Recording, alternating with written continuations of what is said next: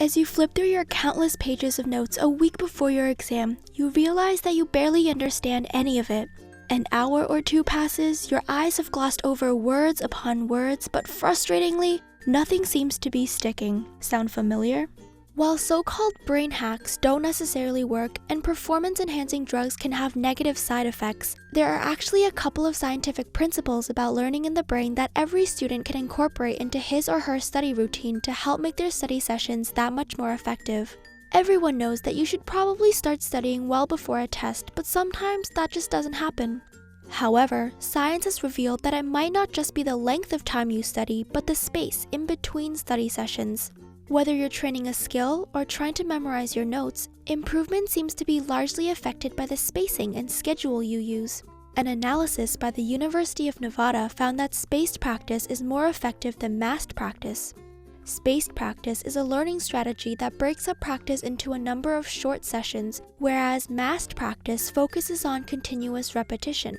Spaced practice forces you to work harder at retrieving and reactivating memory traces between sessions and has also been linked to the growth of dendritic spines, the part of the neuron that receives input and forms connections. Based on these results, it is better to distribute your practice over many short sessions rather than a few long sessions. For example, if you have a history test, math test, and chemistry test all next week, you might be tempted to spend a whole day studying for each subject. But it might just be more conducive to your learning to spend a shorter amount of time on each subject and rotate between them. The importance of practice. Do you often find that even after poring over your notes for hours upon hours, you still wonder why you have trouble when it comes to the test? That's because repetitive rehearsal might not be the most effective way to learn something new. Researchers performed a study where they gave a list of words for subjects to memorize. There were 3 groups and 8 sessions where the student would either study the word list or be tested on it. The first group alternated back and forth between study and test sessions for a total of 4 each. Group 2 had 6 study sessions and 2 test sessions, while Group 3 only had 8 study sessions.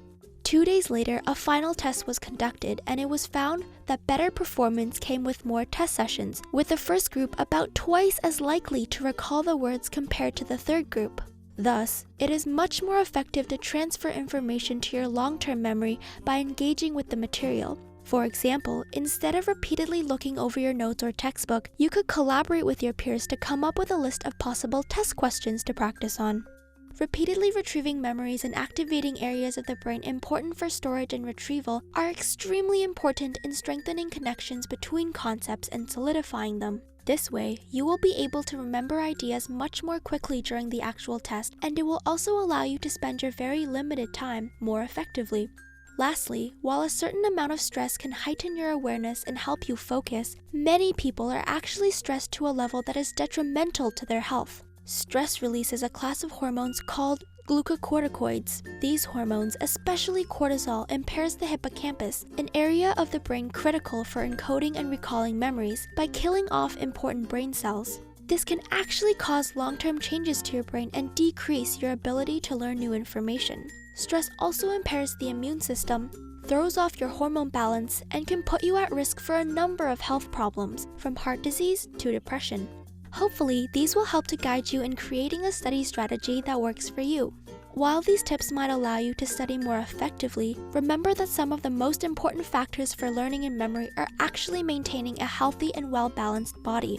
Getting enough sleep, having a healthy diet, and taking some time off to do the things you enjoy can drastically improve both your mental and physical health, and that can do wonders for your brain.